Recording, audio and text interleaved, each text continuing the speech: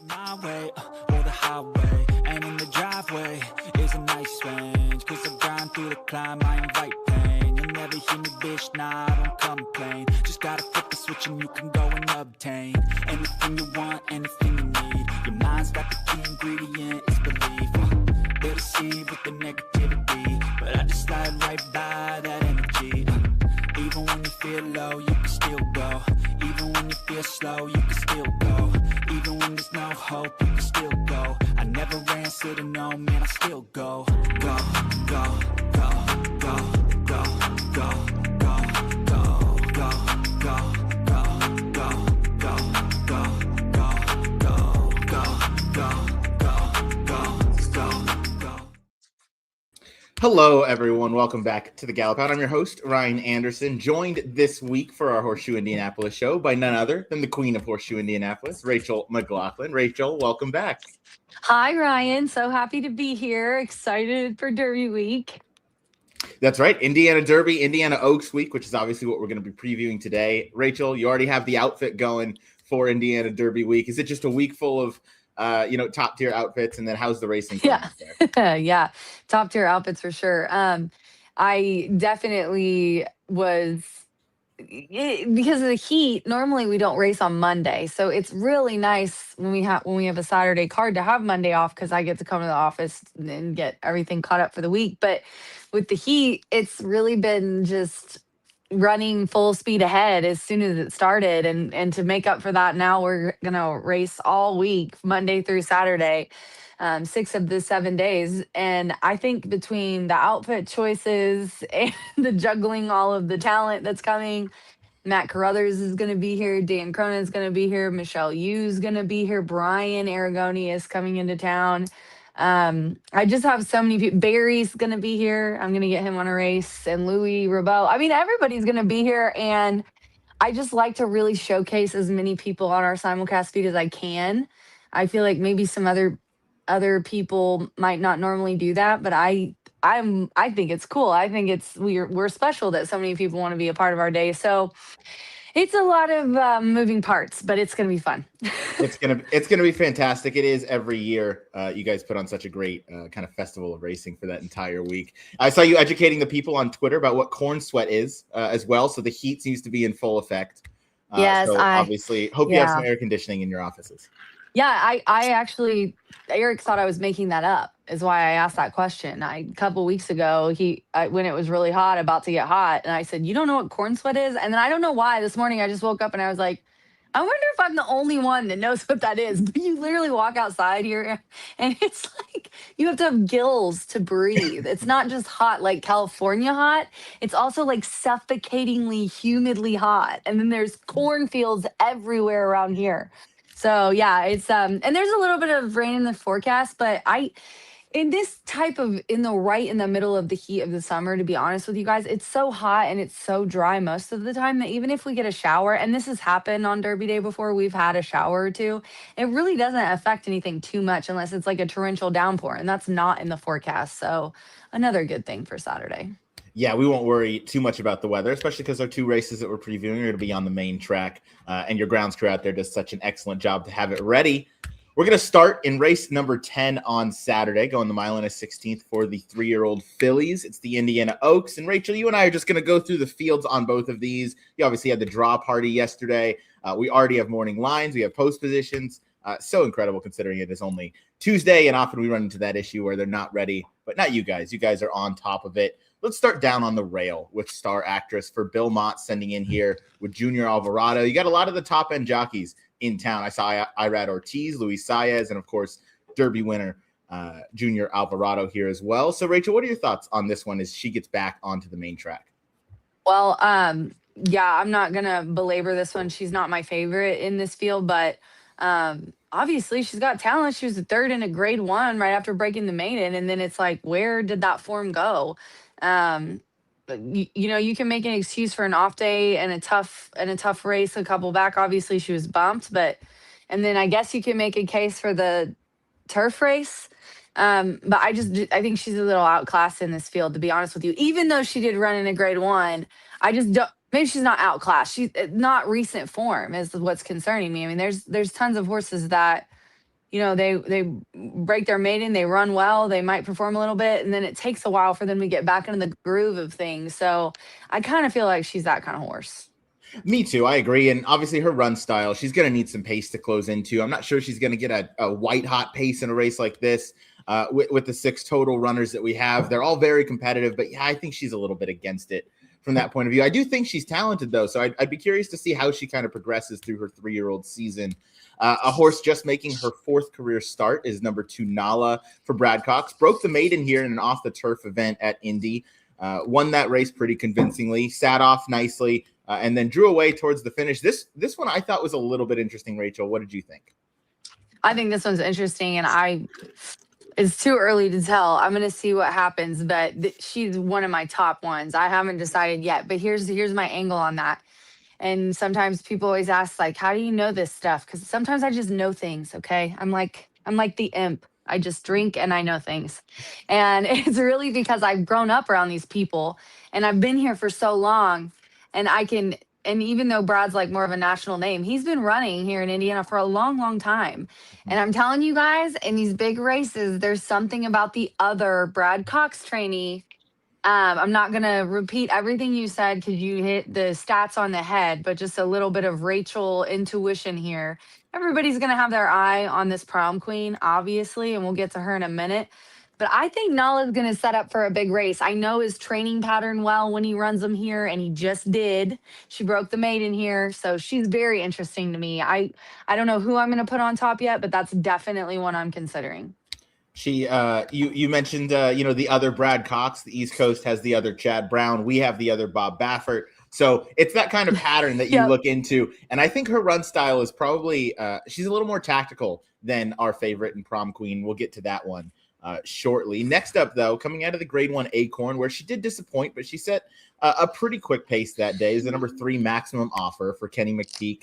Louis Saya is going to be aboard. I would anticipate this to be another one of the front runners in here, Rachel. Yeah, and Kenny, he knows what horses will perform well here. He's done well here in the last few years. And who did he have? I can't remember, but I think he won the Oaks or something in one of the years that Brad didn't win it. But Maximum Offer is a really nice filly. And she went 1 1/8 miles, and I don't think she liked it. You can tell she just loves going this distance. So she's the one that you got to consider for, specifically for the distance, because this is obviously her preferred. Yeah, this is her game. When I think of Kenny McPeak in Indy, I think of that horse Corningstone, who would win those handicaps every time. She probably won the Oaks too, but she just showed up every time she showed up at Indy. Yeah. Next one up, post position 4 belongs to Betty's Pearl, coming off of a huge win last time out in an optional claiming event at Churchill Downs, won by over 6 lengths that day with Mario Gutierrez aboard. Rachel, do you think this one's maybe turned the corner since getting the blinkers on 2 back? Or was that kind of just a 1-number outlier race? Because if she runs back to that 90, she goes very, very tough in here. I know. You know what? That was a freak figure. I mean, she won by over. If she runs that, because you're right, there's not huge numbers in here. That's my only concern with the 3 Maximum Offer. Her speed figures are not up to par with the rest of these. And Betty's Pearl showed some speed. That was so high and above her highest speed figure. Like, I'm on the Brisnet pages, you're on the DRF pages, and I've got an 88 for 1 back and then the 98. So it's like, you're right. Is that something we can rely on to be a consistency factor? I don't know. That's the question mark that I have on this one. But I love Brian Lynch and Mario Gutierrez. That combo looks good for me. And I mean, you don't have to convince anybody that this daughter of Munnings is talented, but who knows what she's going to do in a graded stake. Yeah, certainly a bit of a test for her as she gets into some deeper waters. But at 9-2, I think I would take maybe a small flyer on her. I think it'd be worth it to find out. A horse, I would love to hear your thoughts. A horse I don't have a ton of interest in betting is the number 5 Prom Queen. Well, I think she's a very deserving favorite with the company she's kept in her last 3. Outside of the Gulfstream Park Oaks, and we've seen that Gulfstream Park kind of, stay in South Florida, so to speak. She hasn't really transferred that out of state. In fact, she's regressed in 2 straight races. What are your thoughts on Prom Queen here? With Irad Ortiz is in town to ride. Yeah, I kind of agree with you, and I don't think I am going to put the favorite on top. I do like Prom Queen. I think that, like you said, she's classy and whatnot. But here's what I don't think anybody realizes about Irad. He's raced here a handful of times. I can remember about 4 or 5 races that he's ran in the last 2 years. I think the first time he came was last year or the year before. Jose's run here a lot. Mhm. But Irad's never won. Jose comes here and he wins. Even before he's been on his hot streak this year, Jose would beat Irad when they came here. Oh yeah. Irad's never won. Now he's gotten a lot of seconds. He's ran a lot of horses. That doesn't mean anything. He is one of the best jockeys in the world, and obviously it's awesome that he's coming. But I'm not going to put my vote on Mizumi or on Prom Queen. That's for sure. I'm not either. A wait and see approach for her. If she runs her Yeah. best race, I think she absolutely beats this group, but we haven't seen that in some time now. So I'm willing Right. to take a stab against. Last one that's a bit interesting, coming in from my side of the coast, Mizumi for Bob Baffert. Florent Giroux is going to be aboard. This one's cross-entered. No idea which racetrack she's going to end up at. I hope it's here because I think she drew really well. I think she's coming into her own. It's just her third career start, but she daylighted the field in the summertime OAKS last time out. Even though it maybe wasn't the strongest field, you still like to see her immediately take on and win versus stakes company. Yeah, this is the kind of girl I like. I like improving horses that are shown. I mean, obviously it's interesting. Her speed figures are way up there. I know that 98 from Betty's Pearl, we haven't decided if it was a freak thing or if it's going to happen again. She obviously can run to that. This looks like more of a consistent, even though there's only two, it's been the same kind of speed and the same kind of race. She knows what she wants, even with it was sprinting and routing, two different races, and she still, kind of laid off a little bit and made her move, and it worked out for her. So this is an interesting horse to me. Also, Flo's coming in. He's done well in the Oaks and the Derby here before. And Bob Baffert won it with Looking at Lucky many years ago, and he's ran a few since. I know he doesn't ship like a whole lot anymore, but I'm someone said something, and maybe it was yesterday on the podcast, but that his and I haven't checked. You're the Cali man. I'm the indie girl. But Mm-hmm. I heard that his numbers are not as good as they used to be when he's shipping, obviously, in recent times. But I'm not going to count that because this man back in the day, conquered Indiana Derbies, plenty of them. So I'm not going to discount him just because of that single stat with other tracks, if that makes sense. It definitely does. And I think Bob's been a little odd, his pattern over the last probably 15 years or so. I think he used to ship a lot more, used to have a lot more success. Over the last 5 years, he obviously couldn't ship into Churchill Downs, and everywhere else that he would ship, he maybe didn't hit at that same, 20+% that we were used to. Right. But now he has a string out in Kentucky, and Dan Ward's the assistant trainer. He's got a lot of his horses out there. So I think it's less of a concern with the ship as it maybe could have been from Santa Anita going out there, because now he has a lot of horses stabled out in, the Churchill Downs area. And as a matter of fact, this one had to work over the Churchill Downs track on June the 5th. So that shows that this horse has been, July the 5th.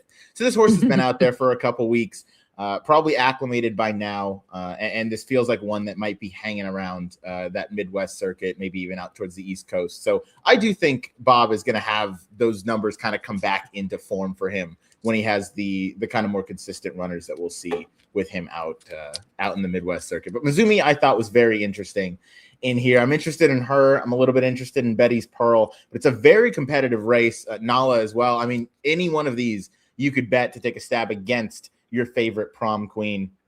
6-horse affair, but yeah, very competitive. I think any of them could get the job done. Race number 12 on a 13-race Indy program. Good luck. I hope you stay cool on Saturday out there, Rachel. Thanks, babe. I need it.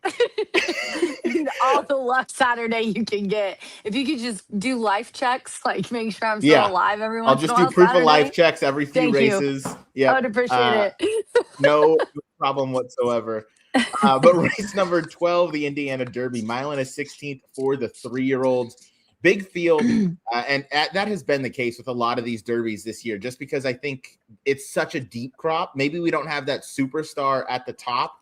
Obviously, Golden Tempo, double classic winner already in the Derby and the Belmont Stakes, but he hasn't run those sovereignty kind of numbers that we saw last year, and nobody's scaring anybody away. So we have another big field here. A couple big prices, but again, a lot of these horses can take a big step forward. So, Rachel, we'll start down on the rail for Rudy Brissett and Marcelino Pedroza for lighter. Yeah, rail's good on 2 turns. I don't like it right. I don't know. It's playing real weird right now because we had all that heat in that water. But I mean, the rail's a good spot to be here in these kind of races, honestly. And I don't know, try to route, maybe could improve off of that. I just think this horse is just too. I think this is too big of a step, and I haven't seen any crazy figures compared to some of the other ones in here. Like, I mean, Desert Gates put up a 98 at a mile and a 16th before. One we're going to talk to later is 96. I don't think this horse can even get close to that. So I agree. Something I do think is interesting about the draw that you mentioned is the fact that this horse does have some early speed. Wasn't far off of the 22 and change, 45 and change fractions last time at Churchill. I wonder if this one is going to be sent to the front from that inside post position, try and use some of that natural speed. And that might kind of muddy the pace scenario for some of the others like Desert Gate, who ends up in here. But we'll get to that one in a little bit. Mr. T, not for me, Rachel, but this is one where, career best last time out in a stakes race. So, you got to try it, I guess. Dude, I actually have good stuff for this because this is a local boy, obviously. Justin Bailey is my farrier, or was. And now he's a trainer, so he doesn't have time for me. He's a big time. No, I'm just kidding. But yeah, I called him and was like, because he cross-entered this guy. Now, JR's junior shadow boy is in the sprint, and Mr. T don't like going short enough, and his numbers aren't good enough going short. So yeah, I would this is more of like, this is my friend, and I know he's talented, and I think Mr. T's great, and I begged him to please run in this race because even though he's 30-1, like for somebody to have a horse that would, like, one of my hometown people, like last year it was Top, Michelle Elliott's Top in the Oaks. I was so rooting for her and she got second. And I called Justin. I'm like, please God, tell me you're like, I'm not going to hold you to it. You can change your mind, but please, I'm just going to put my 2 cents in here because if you have a horse that is eligible and good enough to even hang in this group, I run him. You never know what could happen. I mean, look at Top last year, and he was like, yeah, you make a good point. So we'll see what Justin decides, but me and he told me his dad wants him to run in it too. So we'll see. But of course I'm gonna be rooting for my boy. I might just put him in a super or 2. You know what I mean? Yeah, just try and get him in there. I mean, it's a horse that's very familiar with the racetrack, and yeah, if nothing else, gets him more experience. He's a pretty lightly raced horse. He's gotten some barn changes going around, but his 2 route races resulted his 2 route races on this circuit resulted in huge wins. So he clearly loves it here. Why not? Give him another chance. You never know till you get in the gate, and that's really what it's all about. So I'll be rooting along for you. Maybe I'll throw him in a super or 2. Yeah, throw him in a super for me. There we go. And when he completes it and it doubles your money, you can then send me, after your proof of life text, a wow, thanks for making me all that money text. I will do exactly that. You have my word. Number 3, Zinal for Jonathan Thomas. Umberto Rispoli is in town. Good to see him back riding after Love that scary Umberto. fall. Love Umberto. He was out at Ellis Park last weekend, and now he's out at Horseshoe Indy. Very talented rider, obviously. Zinal, 2 good efforts on the dirt. Jonathan Thomas, kind of, when you think of him, you think of turf. So they tried this one in a turf event. That clearly did not work great, but broke the maiden at Indy in pretty convincing fashion, was able to rate some of that speed, was 60 cents on the dollar that day. But Zinal, another one that I think could be a little bit of a contender here. That debut race certainly stacks up, I think, against a lot of these.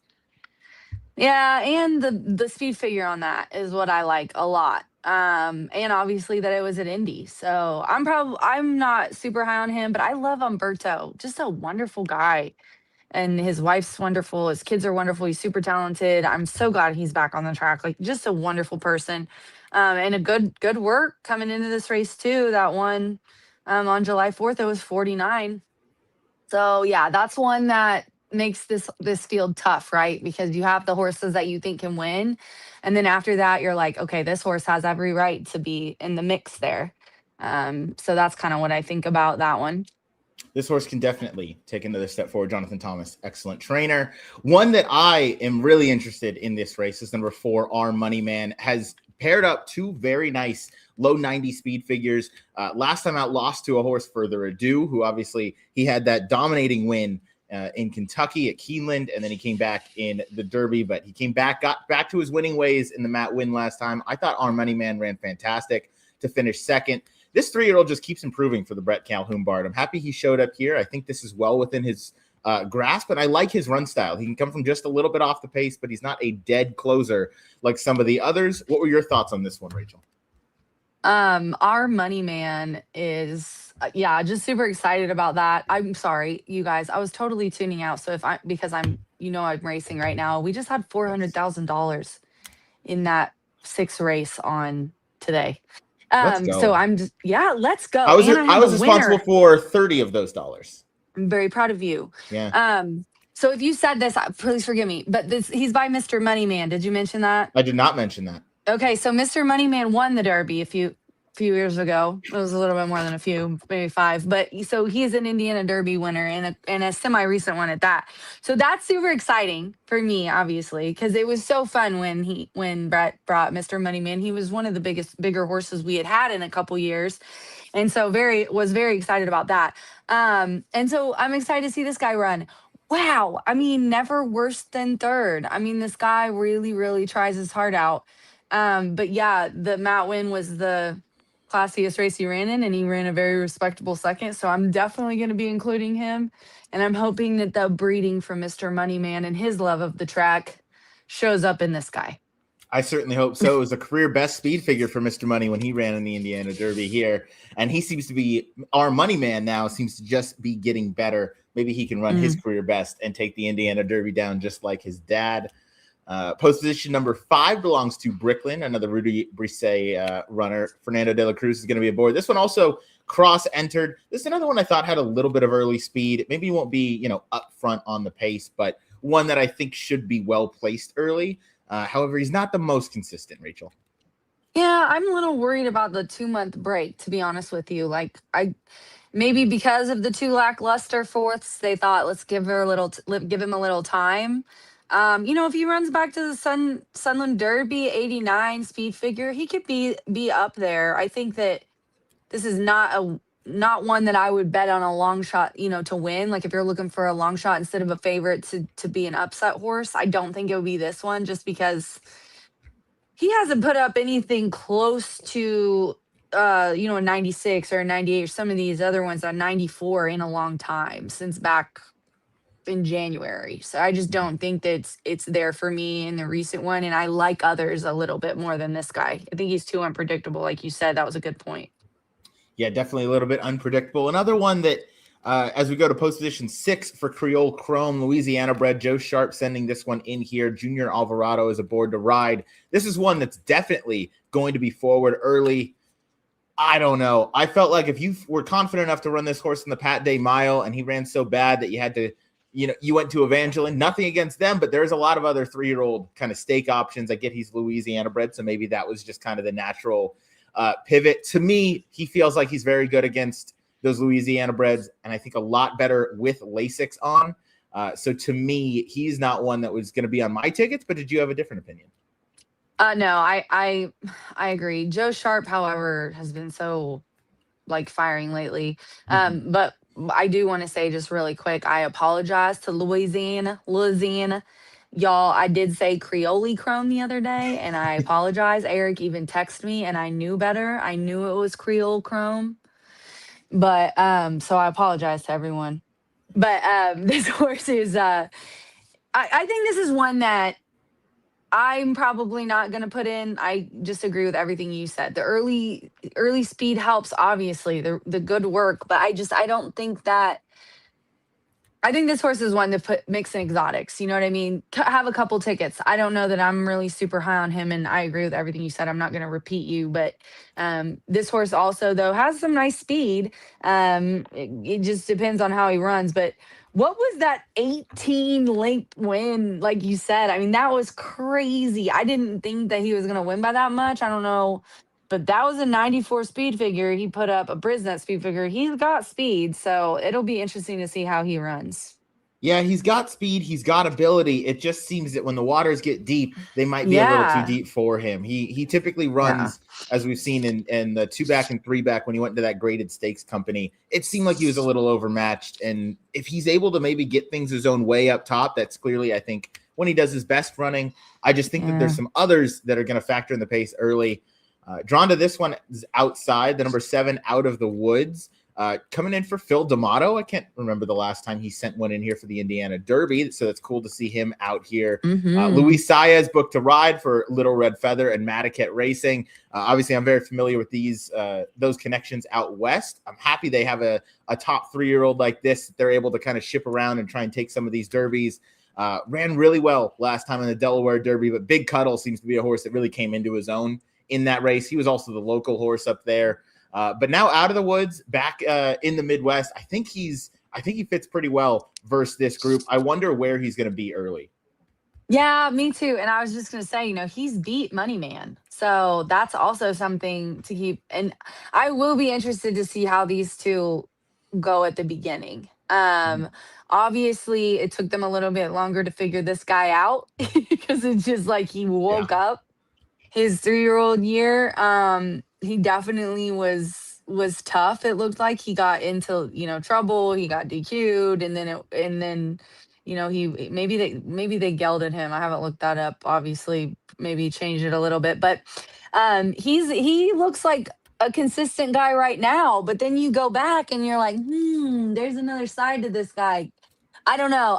Obviously he's good, but I still think I'm gonna go with Money Man just because of that last big speed figure. I think beats him, edges him out just a little bit. And Brett knows this race and stuff. Like you said, it's been a long time since Phil's sent one here. But Louis aboard, there's a lot of upside. It's going to be one of those two for me, I think. He's going to be mixed in my top 3. I'm with you. A jockey like Luis Saez, when you see Out of the Woods, 2 best performances came with him up on the front end. That makes me think Saez is going to be very aggressive out of there, but there's a lot of other speed in here, which is why I'm also leaning towards our Money Man, because he's shown that ability to come from a little bit off the pace. The number 8, Leading Change, exits off of a dominant maiden victory where he got a 92 buyer speed figure. He won by over 6 lengths that day. Brad Cox, Irad Ortiz, obviously connections we're all very familiar with. They're going to be in here for Wathman Racing, this $800,000 purchase by Gunrunner. I don't know. I feel like this horse, Rachel, is maybe going to take a little bit too much money for me to try and find any value. And he could very well be the goods. He could very well run away and hide versus this field. What were your thoughts? Yeah, my thoughts are that the maiden breaking one was so good.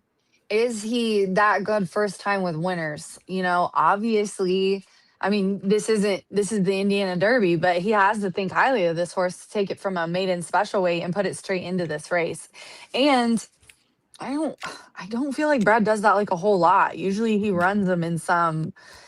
So does that mean that he thinks he's that good? Maybe it is, or maybe he had one and he thought, let's take a stab at it and see what he does. But I don't think Brad puts horses in races that he doesn't think he can win. So, Better's favorite could be super talented or could hate going the longer distance as well. So going to be kind of interesting to see. It looked like he liked it. I mean, heck, he ran a whole nother race. He was like 6.5 ahead, and he looked good coming out of that one. I watched the replay. So who knows? He might love it. Yeah, he was in a race of his own last time. Only one run back so far, and that was Big Jake, who came back and ran basically the exact same speed figure. So light sample size, but at least the form to this point is kind of held up.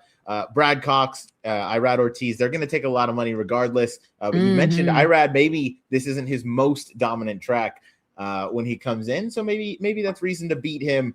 Last horse we'll talk about in this very competitive Indiana Derby field is multiple stakes winner Desert Gate, who's kind of making his rounds. He was down at Oaklawn Park, then he went to Lone Star and Thistledown. Bob Baffert's checking off all the boxes this year. This is going to be his 5th different racetrack this year in 5 races. Rachel, what were your thoughts on Desert Gate as Bob Baffert sends another in here?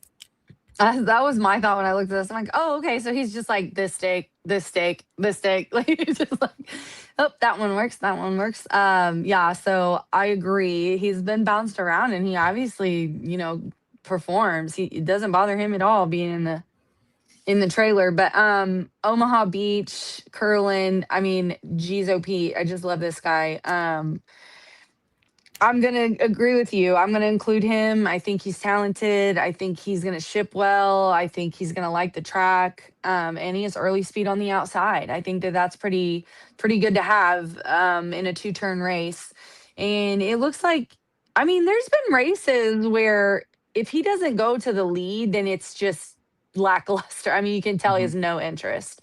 I haven't looked up I like the time form. So my Brisnet numbers I like for overall. I love the DRF time form early pace number. He's got a 125 in here. Oh my God. See, so yeah, I don't know who's going to be able to do that. Like who's going to be able to do that? And if he gets loose on the lead, I'm pretty sure there's no one with that big of an early pace. I think the only other one that has been as fast, but he's had Lasix, was Creole Chrome. He's got a 124. Okay. But again, Desert Gate I do think is the naturally faster of the two. And clearly, that's where he's done his best running. Yeah. And it's going to, I mean, it just seems like on these days, the track is like, for whatever reason, speed favoring on this big day. It's just, I just think that Desert Gate has an unnatural edge with that early pace, because he's going to fight for it too. I mean, even in that, what I liked, the replay I watched too, I watched the Texas Derby. Mm-hmm. He wanted the lead so bad, and so did that other horse. And he was like, and that was the one he had Lasix too, right? Mm-hmm. So that could have had something to do with it. But I liked seeing him battle and start out a little bit behind and still get the lead, because he just looked like he really wanted it. And a horse that looks like he really wants, that's a racehorse to me. So that guy is definitely going to be included too. This is a tough one, because I feel like the top 3 comparatively numbers wise are very, you know what I mean? Like it's mm-hmm. almost like you can mix those 3. Whereas with the Oaks, you can maybe make a case for 1 or 2, and then it's a question mark. This one, I feel like there's quite a few. There's a handful of horses in here that I think have a very good shot. It's a very deep field. You nailed it. And the pace scenario is just it's a mess to try and figure out, because is there going to be a 3 to 4 horse speed duel on the front end, or are you right in saying that Desert Gate is able to just be so aggressive, so fast, and he drew really well to the outside, where he can just put the pedal to the metal basically right out of the gate and just force everybody into chase mode by getting the lead early. It'll be curious to see. And speed is never bad this time of year out at Horseshoe Indy, so it's going to be a really fun race to bet. It is. I will say really quick also, just because there is rain in the forecast, and like you said, it's not a worry. Inside info, and only because I'm the Indiana bred, but Mr. T hasn't raced on and off track, but he loves it. He's worked on it. And Justin said that if it rains, he loves running in the slop. So if it does end up being muddy or whatever, our money man, obviously very nice win at Keeneland breaking the maiden. He broke the maiden on the slop. So, I mean, if they break a maiden on the slop, that even makes me like him even more in an off track, because if you liked it as a baby, you gonna like it, you know what I mean, now. So those 2 are really interesting me if it rains a little bit. If it rains a little bit and we get an off track, not only will I play a super with Mr. T in there, I'll also play a trifecta. So if it's raining and he likes to slop, then he'll get 2 of my tickets from me on Indiana Derby Day. Rachel, thank you for joining me. It was a lot of fun to go into this card. I think this is the second year in a row I've done a show covering the Indiana Oaks and Indiana Derby. I'll certainly be participating from a wagering perspective. Any other big things going on this week? I've seen a couple giveaways from you on X, as you are the merch queen, of course. Anything else? Hold on. Okay. We're holding all tickets. So tomorrow, hold all tickets.